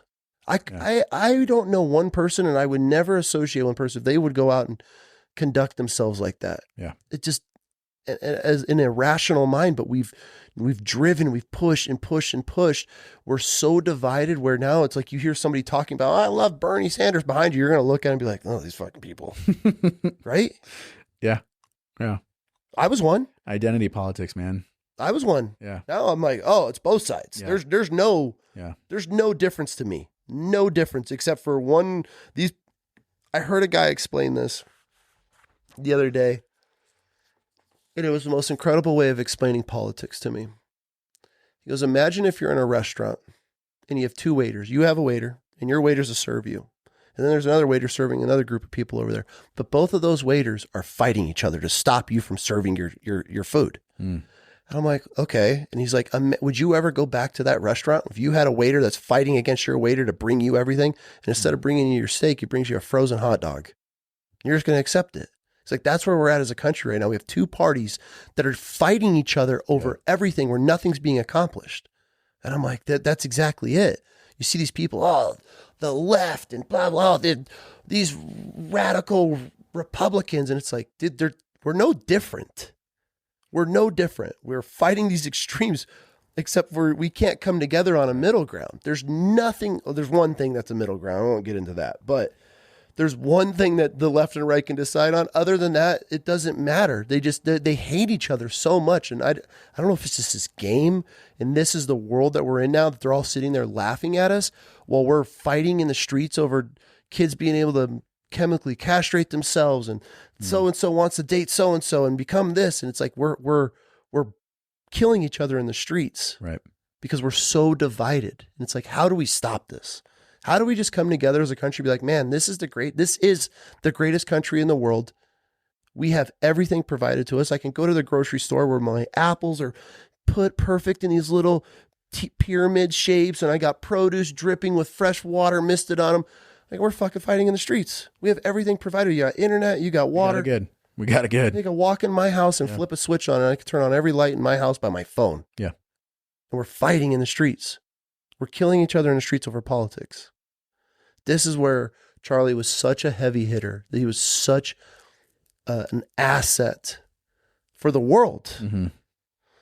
They took him because of his beliefs. And I have such a hard time processing that. And it's not even just a hate or an anger. It's just like, God, man, we're here. It's more of like a scared feeling that we're at this point now where somebody that has that much power and they hate him that much, not about what he was saying, not how he was saying it, not what he was pushing, because people were listening and he had an impact, and that's why they killed him. It wasn't always against trans. It's because people were listening. Yeah. I do think there needs to be a shift in our rhetoric when it comes to mainstream media, when it comes to even like how we handle things politically. Because when we start demonizing each other, that's how we're going to see each other, as demons. And like, again, like, I'm not a believer that the battle is flesh and bone. Like, it's spiritual. Facts. Look at our schools. Look at everything. Yeah. And all spiritual. And so if we can stop demonizing, and again, view each other as image bearers of Christ, I think that could be, again, you don't even have to believe in Jesus to just love someone else. If we start there, and like, I think how we do it is we start in our communities, which is why I'm so happy that I'm in the position that I'm in as a public information officer for Cannon County. Is like, I get to have the ability to talk with just normal people in a community and show them, hey, I'm here for you. What do you need? You know? But I think it starts at a small level and can work up. I'm with you on it, but it's just hard. The problem there is people have their agendas. Yes. And we're so politically driven on everything now. Everything. from our curriculum in our schools to an everyday job. Yeah. People are being hired and fired for their political beliefs now. So it's like, even, are you correct? Yeah, 100%. We need to start in our communities. We need to start in our small towns and bringing people together. I remember as a kid, we had parades, community barbecues. Oh man, those were the 4th of best. July was like the greatest So time. good. Everybody came, dude. There's neighbors that have lived in this neighborhood, and I don't even know them. I got next door neighbors that won't even wave at you back. They're not from Boise, man. I can tell you that. I know where they're from. Yeah. We all know where they're from. But that's the frustrating part. It's like, hey, we're here. Like, we're neighbors, man. I got a backyard full of so much fruit or so many vegetables. We can't even keep up on it. I want to share them all. Yeah. I grow this garden and we can't even keep up on. I want to give them to, there's growing over my neighbor's fences where I see my tomato plants getting yanked down. I'm like, take all you want. I want to be able to give to the community, but you knock on a door now and they won't even answer. Yeah. We're so disconnected. Everybody, they've driven us to our own little bubbles, and it's so unfortunate because it's the last place we need to be. We need to be in the streets. I want our kids out playing. I want people looking out for each other. It's like, dude, I want to see yards full of bikes. Yeah. That's where we need to get back to. But everybody's just so buried. Scrolling, man. Everybody's just so buried bad. in scrolling, and it's sad. I know there's that, like, the saying, like, go touch grass. It's like, man, go out and love people. Like, just do that. Like, because I think the more that we're attached to our phones too, and that's a great point, we become socially disconnected from one another. Yes. Literally. Like, we don't view each other as humans. We view each other as a profile picture. Mm-hmm. Like, that's it. Mm-hmm. Like, you don't have worth. Profile name. Yeah, that's it, And so if we, again, it just takes, it's hard to do that because, like you said, everybody wants to live in their bubble because it's comfortable. When you go out in the public, and again, this goes back to what Charlie was doing. He wanted to make those type of things a norm. Like, go out, talk to people, out to talk to people you don't agree with. Like, but because on the flip side of things, like on my way back to the Salt Lake City airport, my Uber, awesome human being. We didn't agree on much, honestly. I could tell, like, just some of the stuff that we were saying. But as we were talking, and I asked him questions, and I did tell him like where I was, and kind of, he's like, oh my gosh, type of a thing. Cause, he even said, like, I did not like a lot of the stuff he talked about, but he did not deserve to lose his life. But as we were talking, I was like, dude, I agree with that. Oh, you play that game? Me too. Like, just, and by the end of cause I was in the car for about almost an hour because of all the traffic. So we had a lot of time to talk. Mm-hmm. And at the end of that conversation, he was like, dude, like, I really appreciate you. I was like, I really appreciate you. Like, we were able to find that we have a lot more in common than we do as far as disagreeing. And I think that's probably the majority of us in the United States. But our media puts these topics that are so divided. Yeah. Right. Oh, kids can transform into whatever they want. There's a hard line, right? I'm just using this for an example. Totally. So now when we have this conversation, it's like, I can't agree with you. And you're gonna be like, oh, you don't think kids should be, so that everything is so divided. And I'm one of those. Our media is our worst enemy in this country. Mainstream media, unfortunately social media, by who it's run by, is the devil. Yeah. Like, and people laugh, oh yeah, okay. The hate, instead of reporting the wins and what's going on in your community, and hey, such and such sports teams just da-da-da. I remember we would race home after football games. We'd all go to my buddy's parents' house, and they always cooked for us, and we'd turn on the news, and here's the highlights from the games, and that was like everybody's watching. Yeah. Now like high school games too. High school. Yeah. That's where go back and watch the high. There I am. Like, you were hoping for that little 2-second shot of catching a ball or tackle or whatever. Yeah. Now it's just, you turn everything on and it's just Trump, left, right. And it's just, it wears on you, and it just chips and chips and chips. And so when they're the ones feeding this information, without guys like Charlie, it's like, where do we turn to next? That's the big question. Who's going to fill the shoes? I don't think you can fill his shoes. I don't think so either. And that, again, like, that's where my fear is, because this is going to have a ripple effect, but it matters what you do in your anger. It matters. Mm-hmm. So, like, obviously people were talking about Ben Shapiro, and even Milo, who's made a little statement on X saying he might be coming out of retirement, and he has very conservative values. But, like, the thing is, not like, again, this always goes back to Charlie's core belief was, yes, he'll talk about politics. He'll talk to you about policy. He'll talk to you about hot button issues, but he did it with such grace, and truth. And that is what we need. And I don't know. Like, but the thing is, like, I think Charlie even talked about this too, where he said, if you get rid of one person, 10 more will show up. If you get rid of 10, 1,000 will show up. If you get 1,000, if you get rid of that 1,000, 100,000, like it will just keep building. And I think that's probably one of also the coolest things that I've witnessed is no one is burning anything. No one is rioting. No one's looting. We're praying, like we're coming together. And I think that's really, really cool. And I believe, because I feel it for myself, like this was a life-changing event for me, like for this country. Absolutely. But like being able to hear him in person, because my parents are like, why do you think God put you there? Why do you think God put you right there?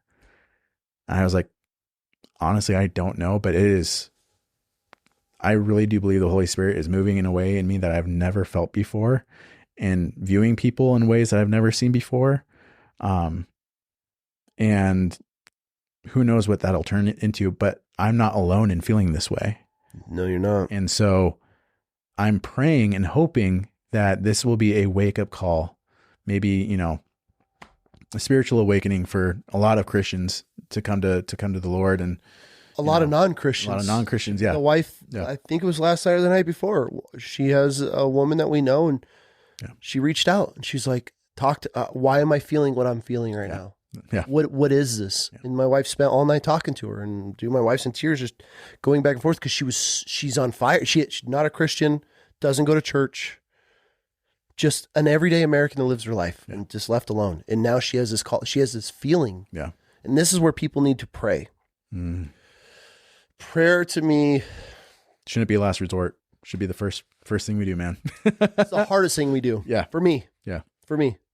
We're laying in bed last night, and I'm laying there, and I got all this just it's building, right? It's building.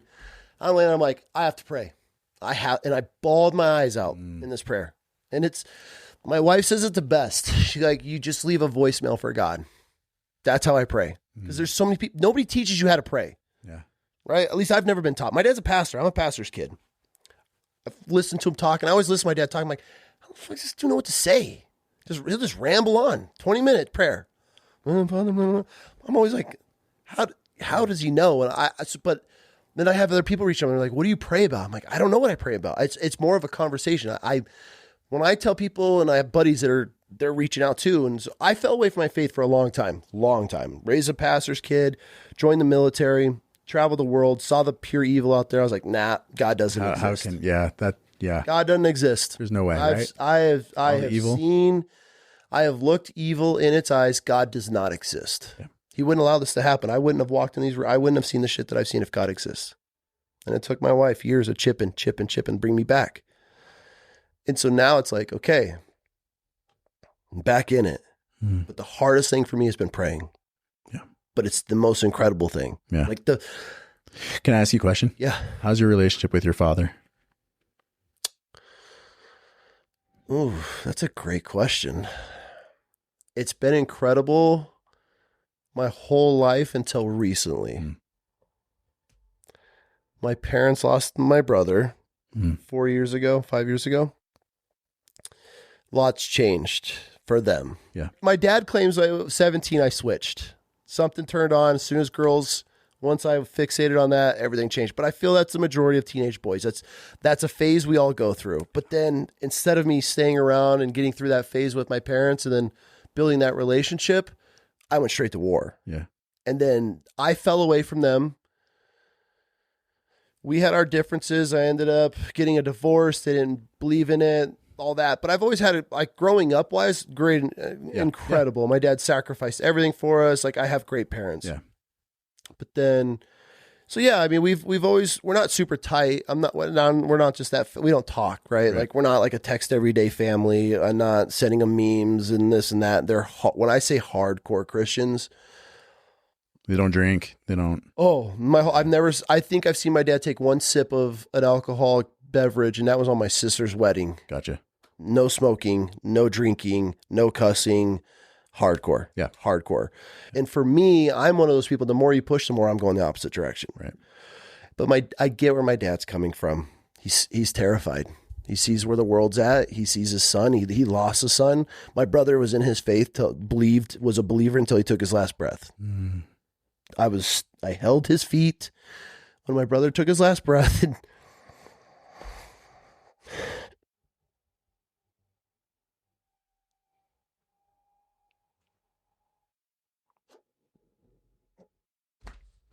And he was a believer.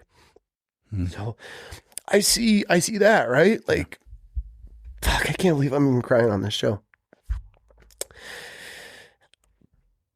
I could watch my brother dying of cancer for years and believed. And here I am like, nah, God doesn't exist. Like, I've seen evil. I've looked it in the eyes. Yeah. And I go see my brother and he's like, you got to pray. Yeah. So it's tough, man. Yeah. It's tough. Like, that's why watching my family, watching my parents be able to keep things together, lose a son, their baby, and then just to watch him rot away to nothing. I couldn't even imagine. Yeah. What that does, you know? The reason why I ask is because how I pray, I view him as my father, as someone that I can run to any time I want. And I heard this not too long ago, man. The Christian life is the prodigal son story told over and over and over again, where you think you've done too much. You're too jaded. You've pissed away all your money, all your inheritance, made your family name look bad. And all you want is just to be like, man, I'll be lucky to even like serve at my parents' house. And you walk up to the house and he's waiting for you. Just like, man, come here. Like, I love you. Like, you are my son and no one's going to take that away from you. You are mine. Mm-hmm. And so with that mindset and that truth, for me, it's like, all right, I can fail 7 times, but he's going to pick me up so many more times. Yep. And, thank you so much for sharing that, by the way. Yeah. I know that's not easy, but you're the first one. Yeah. Congrats. I've fought in it. Yeah. Yeah. Yeah. It's interesting, man. Prayer is it's a powerful thing. Like last night, dude, I pray for my kids. I pray for my daughter's future husbands. Pray for everything. Yeah. And then when I'm done, like I sit up and it's just like, whoa, like this weight just gone. Yeah. And I don't know how to explain it. And that's why I tell scripture, people. bro. That is scripture. He says, come to me, all who are weary. I give you strength. You know, like his yoke is light. Mm-hmm. You know, like he will take that from you, man. Like it's just, that's why I love scripture, because it is alive. And yes, I hate reading, honestly. Like there's some books I absolutely love, but man, like my boss actually was like, my Bible, the one I've been reading for years, it's a study Bible and it's thick and it's just like, I get so distracted by the footnotes sometimes. And my boss like, dude, just get a normal Bible without the footnotes and just read it and let the Holy Spirit do its thing. Mm-hmm. And I started doing that and it was a game changer, man. Like I've read something like 100 times, but without the footnotes and just like, all right, Holy Spirit, like lead me through this. There's stuff that I've read 100 times that just hit me in a way that I've never even read it before. And so like just reading, I just got done reading Genesis about a month ago. And oh man, just like you see God's heart immediately, where his heart, I call this the 3 R's. I literally thought about this like last week, but God's heart is for reconciliation, redemption, and restoration. And you see that throughout the Bible. Mm-hmm. From the beginning all the way till Revelations. Like you see, obviously the perfect example is Jesus on the cross, bringing us back to the Father. But like, anyway, I don't even know where I was going with that. I lost train of thought, but it was prayer, but yeah. Anyway, you're right, man. It's insane. And it's when you really start just the dialogue, right? Just the conversation with God, just asking questions. Yeah. That's it. When you're in your car, ask questions. Yeah. And like, I think too, at least for me, when I really am spending time with God, like he starts basically giving me his heart. So the way that I view people or used to view people, when I'm spending time with the Lord, he's like, no, this is how you're supposed to view them. This is how you're supposed to treat them. And it changes everything. I was so full of hate, and God, man, I was still am better, hateful asshole for a long time. I carried a lot. Yeah. I have carried a lot, but every time you talk and pray and just conversate, just talking with my wife and just having the conversation, it's a little bit. Yeah. It just chips and chips and chips. I know she's probably an awesome wife, by the way. She is. I know she's probably prayed for since the day she was saved to just soften my heart, and it's happening because I look at my mindset. I'm far from perfect. I know I am far from perfect. Yeah. But I see the work. I see the change. I'm like, okay.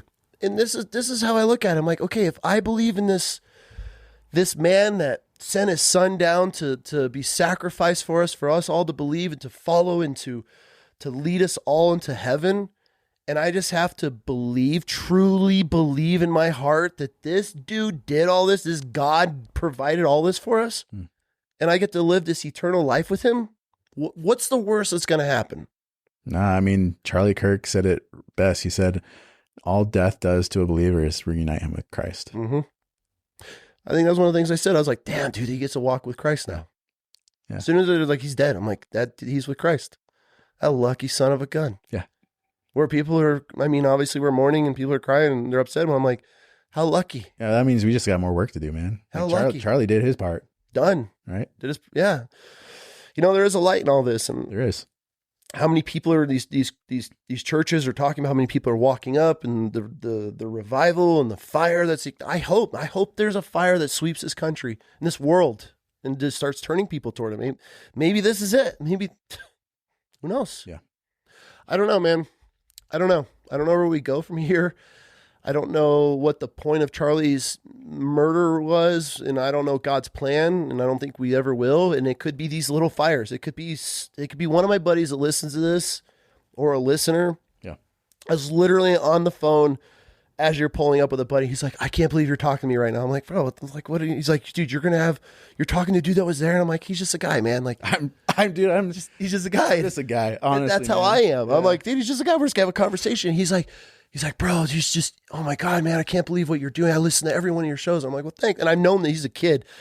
I've known this. He has a family, and he started, you know, I've watched him grow as this young college kid into this young, incredible young father and husband. And, you know, the fact that he calls, and I don't even know where I was going, but take a guy like him, he could listen to this and see my vulnerability and see yours, and just two men talking about Christ and whatever may lead. Dude, go have the conversation. Absolutely. It'll change. This is coming from somebody that has fought the world on everything. Just have the conversation. Yeah. Just pray. That's it. It'll help. Yeah. Because you're loved, you're seen, truly, and you are worthy of that love. Mm-hmm. I can't believe it took you. I don't even know you. We've never even had a conversation before. I don't know one thing about you except for you know a couple of dudes that I've had on the podcast, and here you are. Also, I had so Laura Bolton was my teacher at Centennial. I literally had dinner with her with my ex last year with her and her husband. She is crazy then as she is now. I'm going to tell you a story. I love her, but I was a junior in high school when I had her for math.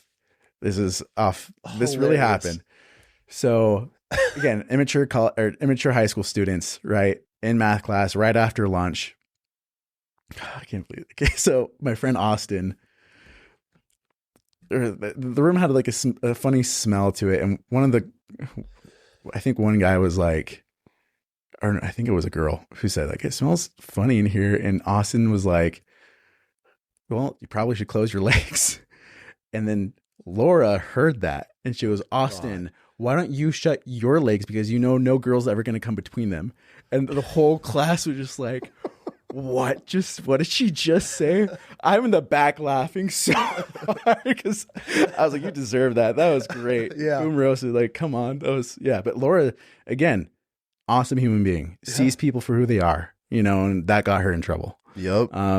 She's fascinating, man. She's an amazing human being. Oh, her dates and the timestamps and insane, the information right? that she holds. Having the conversation with her, I'm like, I don't even know what country I was in half the time when I was deployed. I couldn't even tell you where we were. And she's like, oh, in 2012, so-and-so did this at this time. She'll say it's her Asian genes. Her Asian genes, man. Remember everything.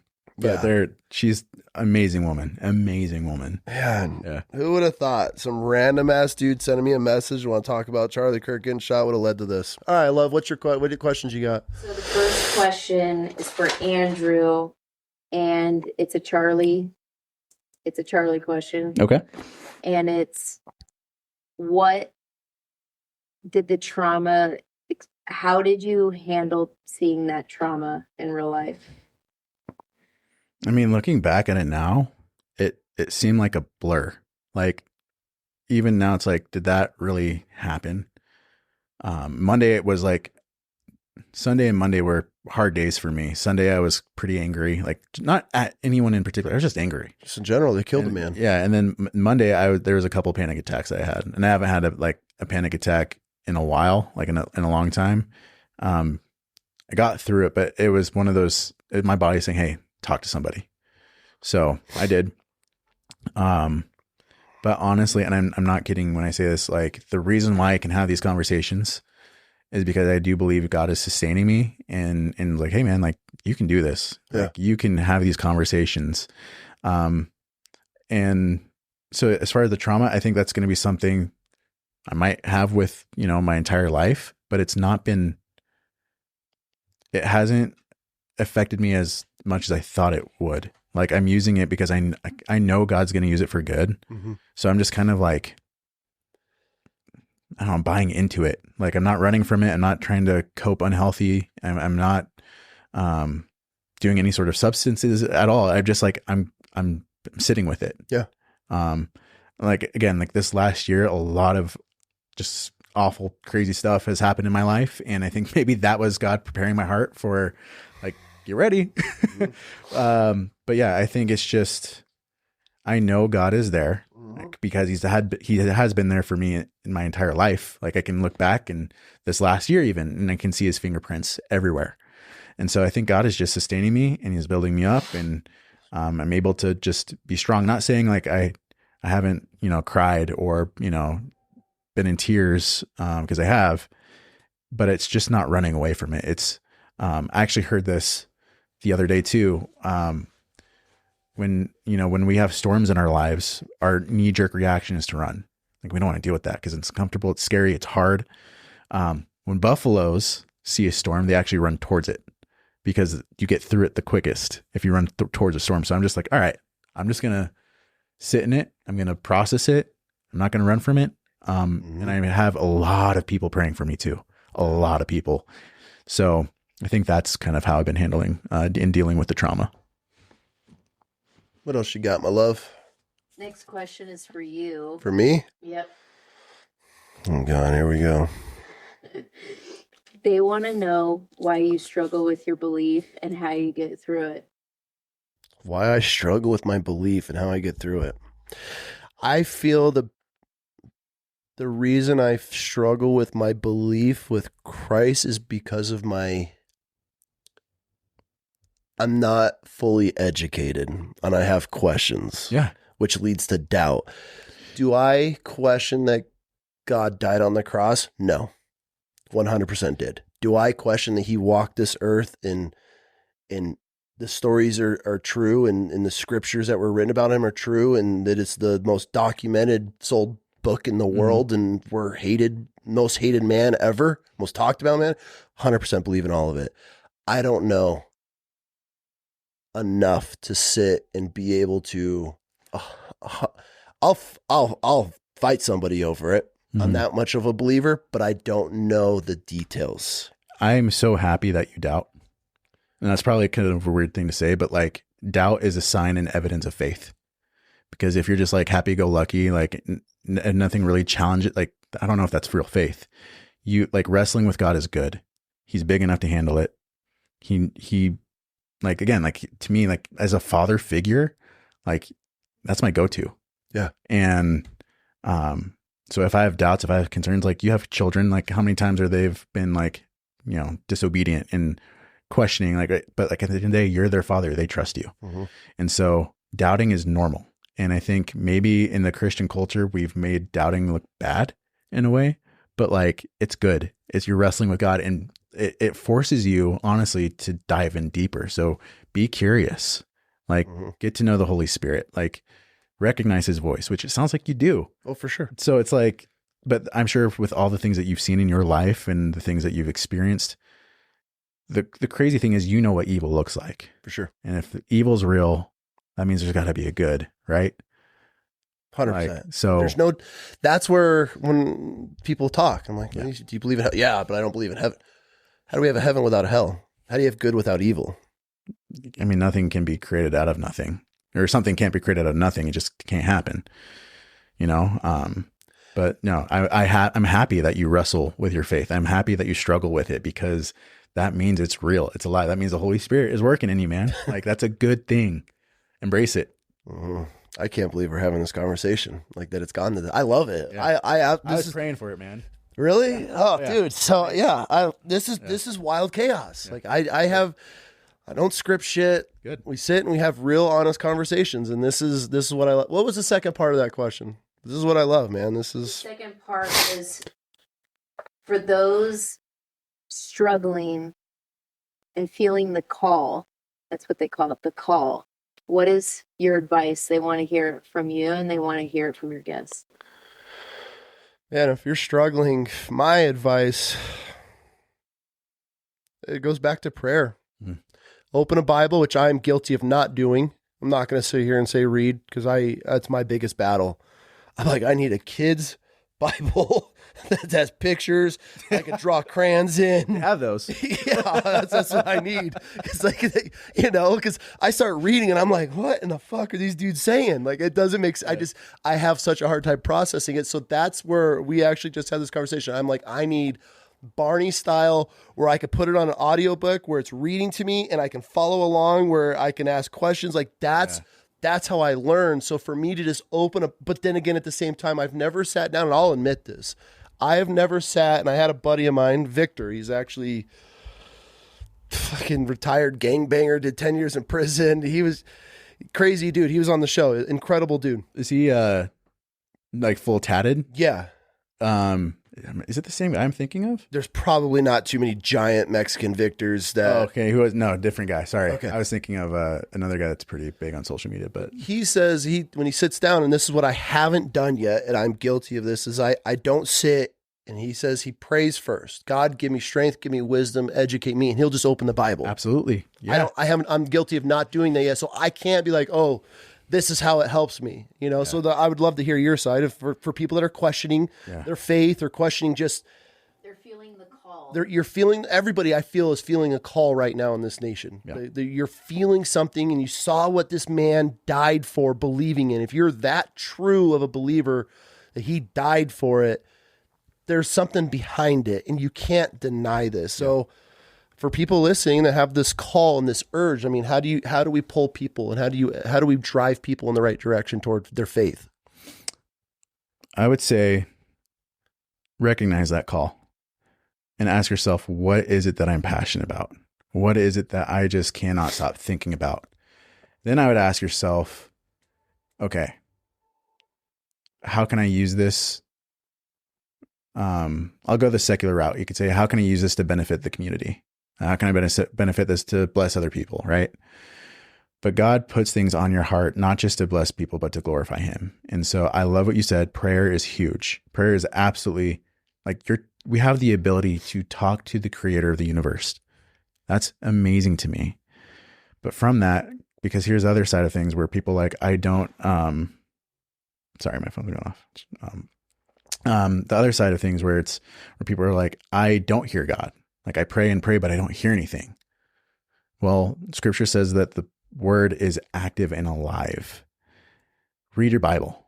Read your Bible, because there are stories in there that just blow you away, but also you get to see God's heart from the very beginning all the way to the very end. It's all about reconciliation, us to him.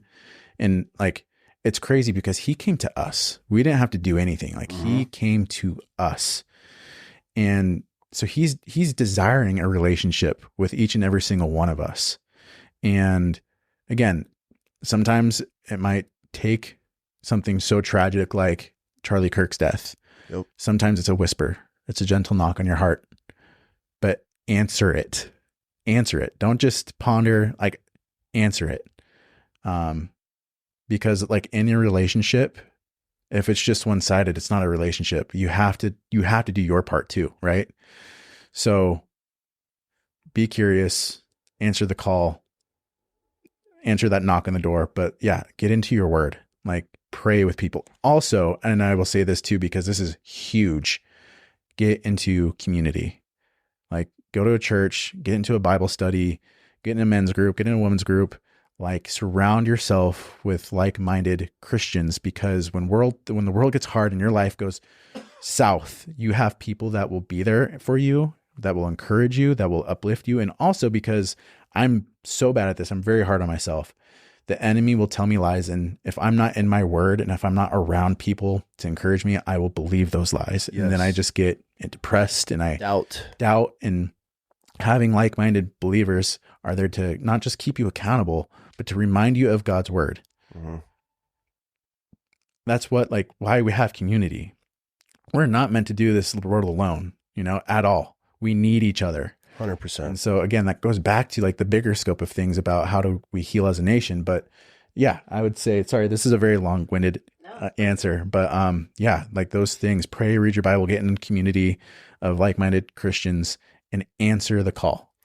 I think my biggest thing on like a new Christian, baby Christian,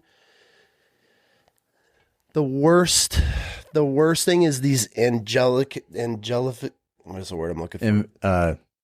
I can't say the word right now either. Evangelical. The ones that are screaming from the rooftops. Yeah. Yeah. And I feel that I look at them and I'm like, it's a turnoff. It's a good. But that's the extreme. Yeah.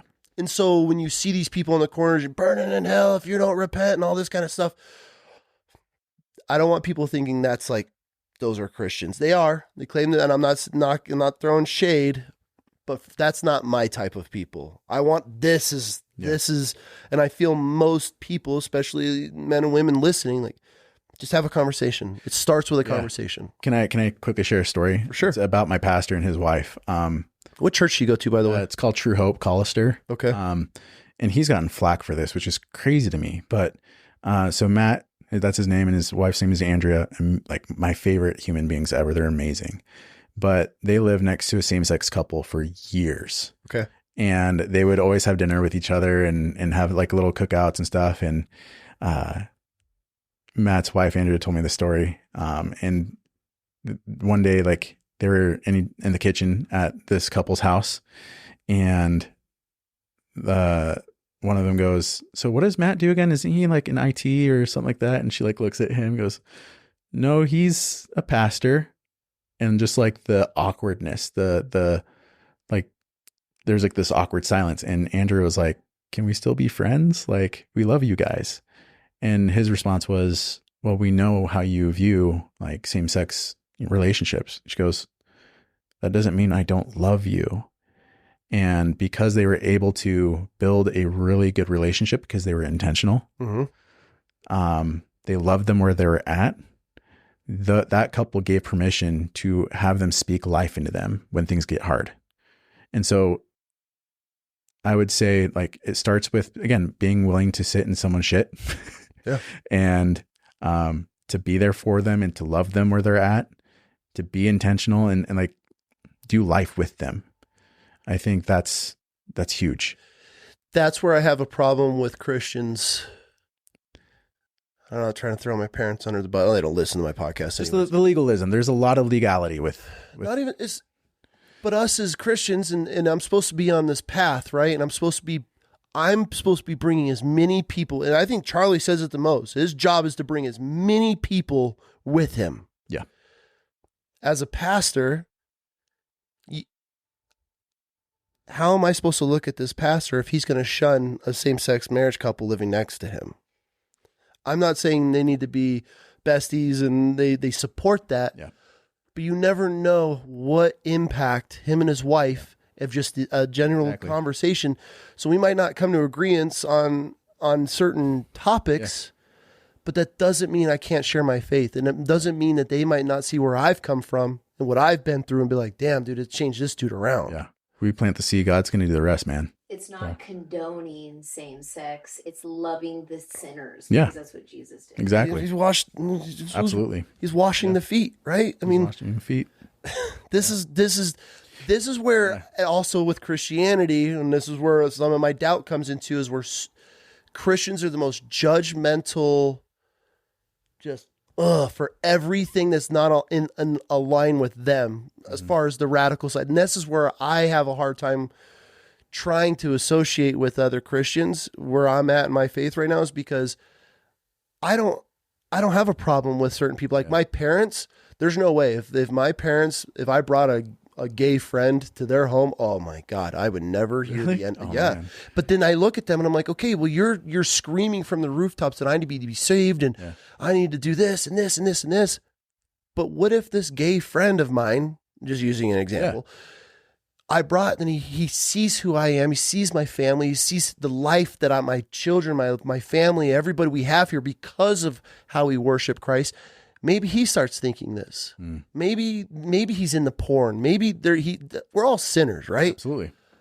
Just because being gay isn't any different than any other sin. That's just the sin. There's not like, I'll put pedophiles on a higher sin level, but sin's sin, right? And at the end of the day, sin is sin. Yeah. It is what it is.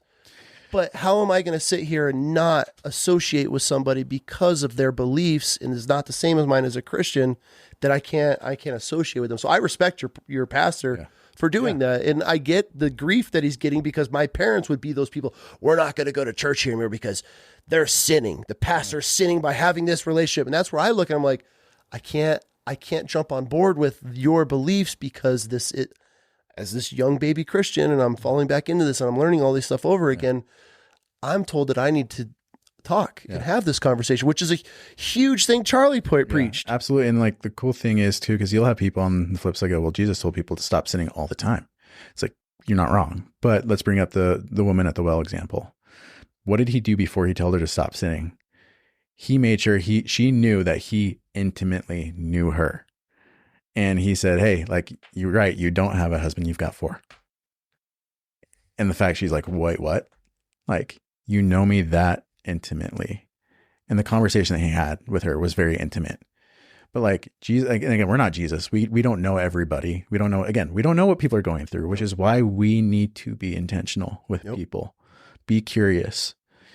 So that way they give us access to their life so we can speak truth to them. So that way we can give them, hey, like, I've got a true hope that I get to have every single day because he's alive and he saved me. And it's a hope that is eternal. It's not just a momentary hope. It's not a momentary fix.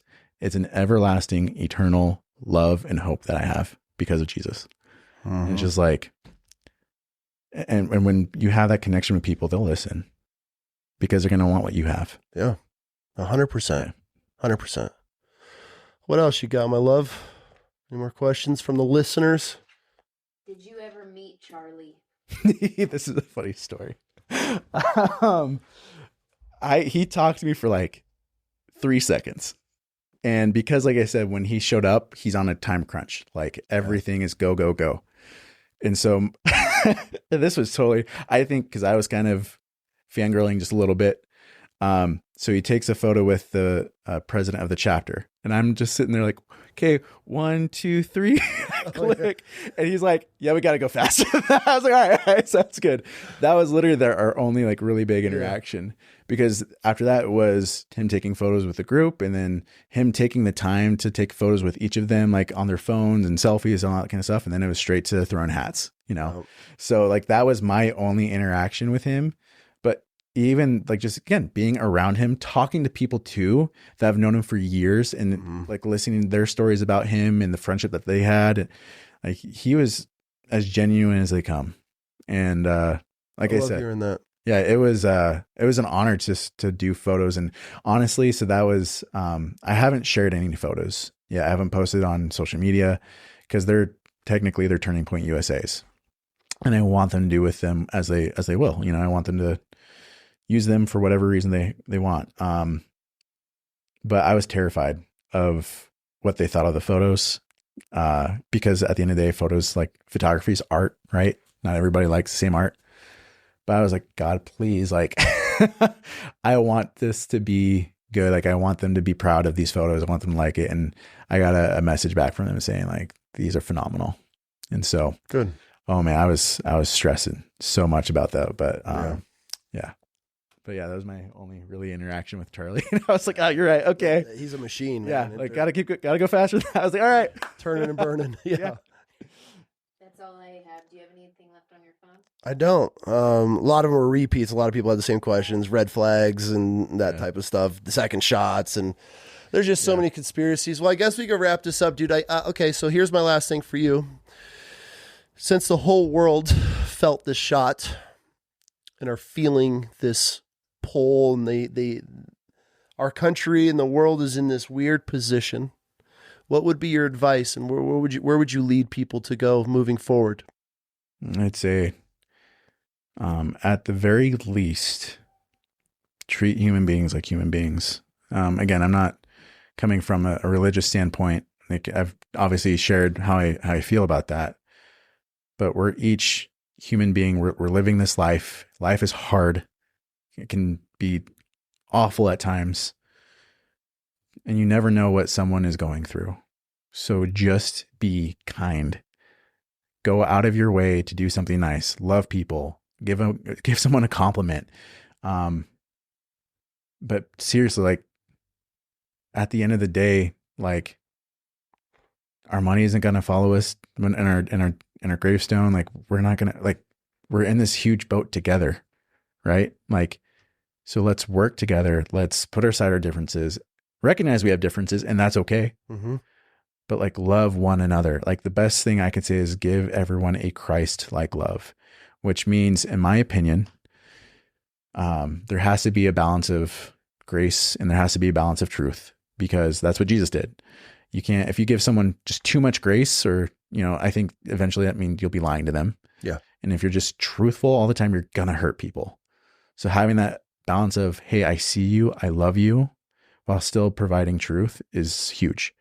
But there is like a finesse and a way to do that, I believe. But at the end of the day, just treat human beings like they have intrinsic worth and value, because we all do.